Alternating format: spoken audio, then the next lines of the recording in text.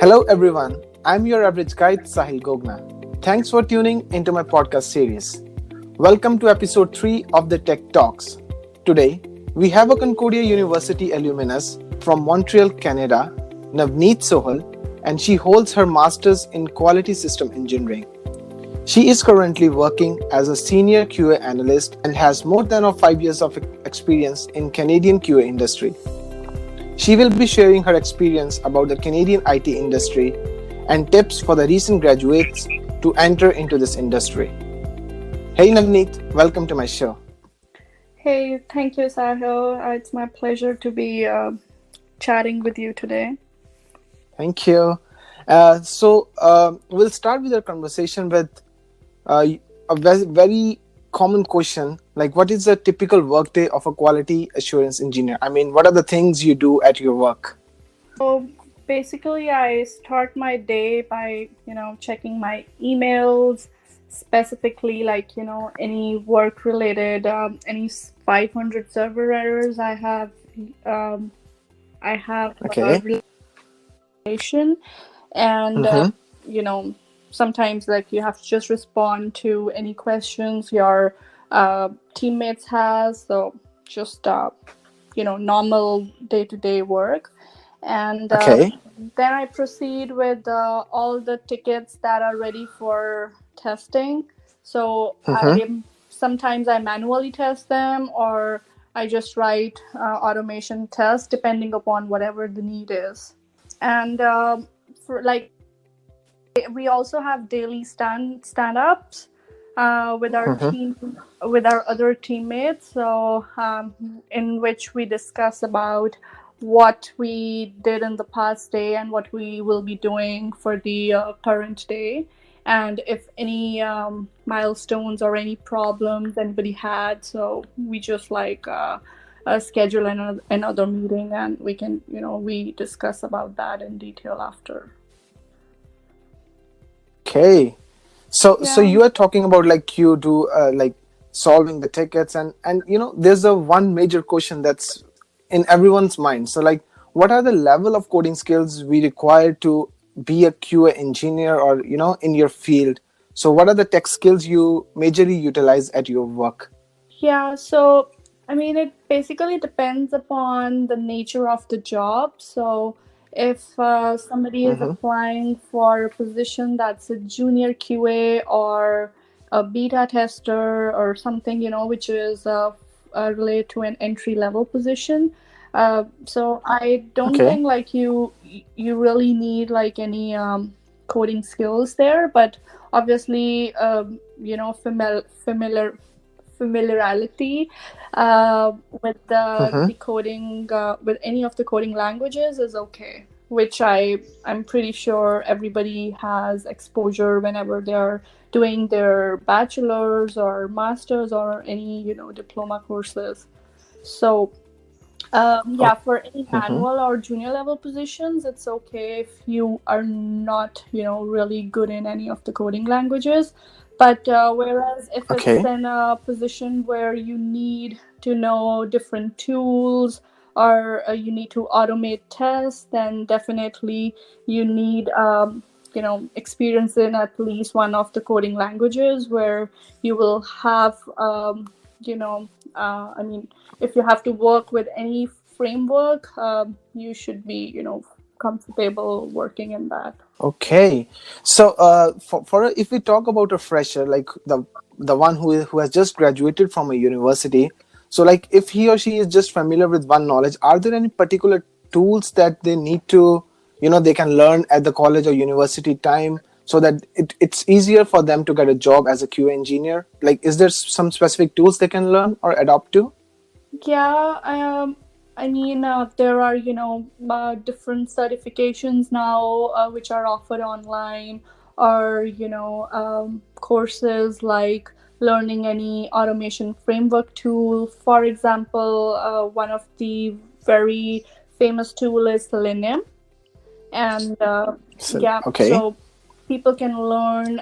They can take courses, or even you have ample amount of knowledge over the internet for that tool, where even if you don't have any background in automation, they can still, learn and Mm-hmm. do some practical experience where they can, solve some code, and then just put them into test.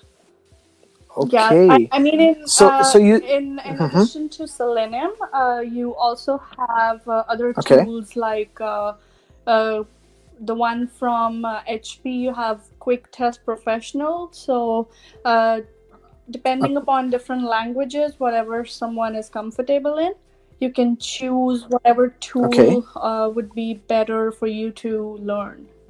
Okay, so if we talk about certification, like there are a lot of websites these days which are currently offering online certification. So does it matter like from where you get the certification, or it's just the knowledge that is being tested at the time when you apply the job? Yeah, I would say it's basically like your knowledge that is being tested. Sometimes you Mm-hmm. have, online tests or in-person tests, which the interviewers can take. Um, I Okay. mean, you just have to perform how you gonna do this, like how you will uh, solve the situation or any complexity that occurs. But basically, if we're talking about certifications, you can definitely go for any which are offered these days. For Okay. Mm-hmm. QAs, there are different types. Like you have the ISTQB certification, which is recognized all over the world. So one can also take that kind of certification, but I'm not fully sure. I think some of those levels you need Okay. a prior experience. You need some years, some level of experience. Oh. So maybe there's also some courses for freshers or any certifications, which definitely would be a good thing to look into.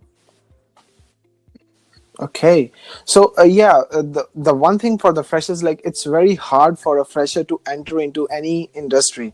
So if we talk about the QA industry, is there any amount of experience that is preferred, or like it's easier for a fresher to get into this field? So Um, I mean, it really depends upon whatever is asked in the job description.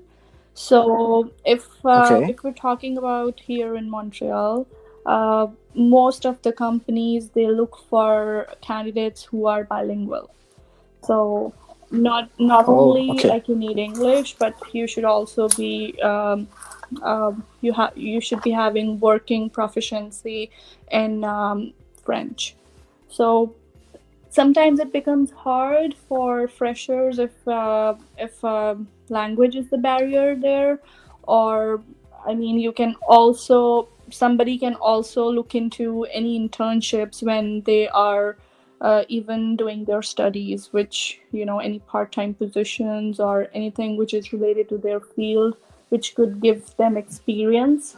And when it'll be Okay. time for them to really look into for a full-time job, that can add a value there. Okay. So if we talk about the part-time job opportunities in Canadian Q industry, so like how open are the companies to hire an employee or a student as for a part-time job? Is it- Mm, yeah, I mean, I have known many students, even when they were studying, they were also looking for part-time positions, or they were even working in some companies that had internships. I mean, if it's part of your course, if you have to do an internship, or even if you're just applying on your own. Uh, Companies do Okay. offer internships and contract positions, so you can kind of negotiate with them at that point. Like you can work Mm-hmm. only part-time or even full-time, or whenever your studies will be finished, you could work more hours. So it really depends upon what really you what all skills you have. So if you're really good in everything, then obviously they can also consider giving you a part-time positions. So if we go a bit in the past and talk about the time when you were applying for the job, so I would like to ask, like, how hard was for you to get this job? So like what were the things you did to apply for this job, and what were the challenges you faced when you applied for this job? Can you share that with the listeners? Yeah. Yeah, so when I applied here, I mean, I had some previous experience from India as well. So I completed Okay. my bachelor's, and I worked as a QA tester there for a few months. And yeah, so as I already discussed with you before, for me the main challenge was, Mm-hmm. you know the language, French. So most of the companies, Okay. most of the recruiters, they don't call you if you are not bilingual. So, I mean, maybe from time to Okay. time now it's more, Anglophone environment with all the companies. You really, like, they are okay if you don't know French or vice versa. Um, but yeah, that was one of the challenges that I faced when I was looking for different positions here. Yeah. Okay. Uh, So yeah, uh and yeah, please. also, like, you really have to develop your skills. So if somebody has never worked on automation in terms of QA, because nowadays you really cannot rely on manual testing. So I mean, it's Yeah. very tedious. It's you are just checking each and everything again and again. You just like waste your time in doing all that stuff.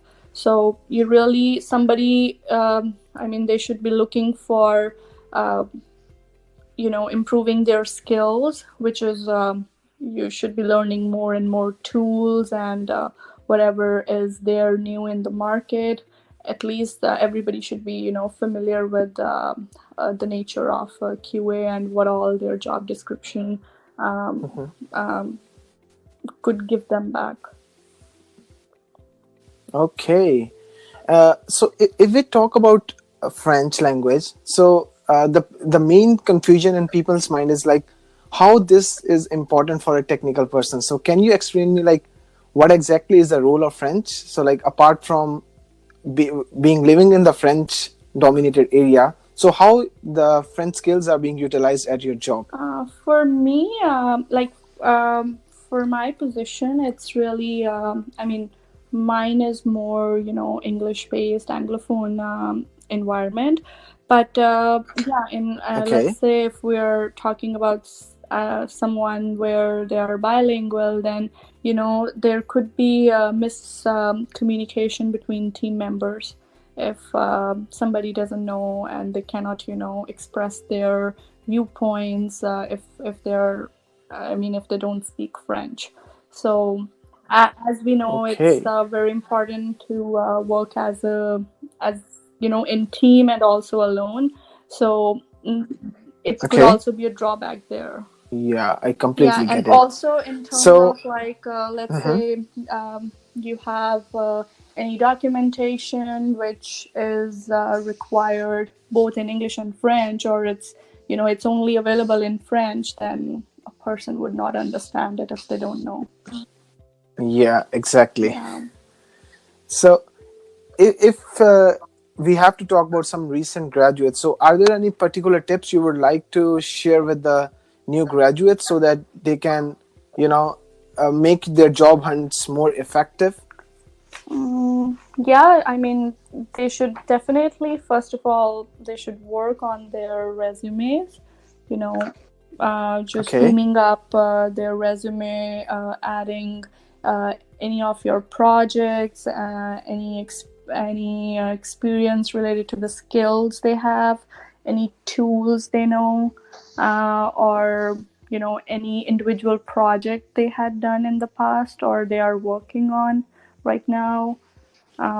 Yeah, so I mean, these days what normally companies do is they just have software that just pick your resume. So it's not like somebody is, Okay. really going into one by one resume first. So when they shortlist your resumes, they just like pick in different keywords that are in your resume.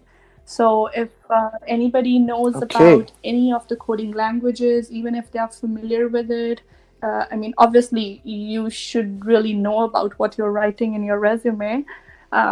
So apart from that, whatever knowledge you have, you should definitely put those things on the resume. And is there any effective way to apply for a job? I mean, there are a lot of platforms available, like there's LinkedIn, Indeed. So, like, is there any particular uh, platform you prefer, or like how they should approach for the job? Nowadays, LinkedIn is very, top in the market. So if you just like connect with different talent hunters or recruiters over LinkedIn, then obviously they just reply you back very quickly. And also Okay. Indeed, monster.ca. So these are other places where professionals can upload their resumes, and depending upon if there are positions, you can also apply there directly. And recruiters, they just look around and they can even call you.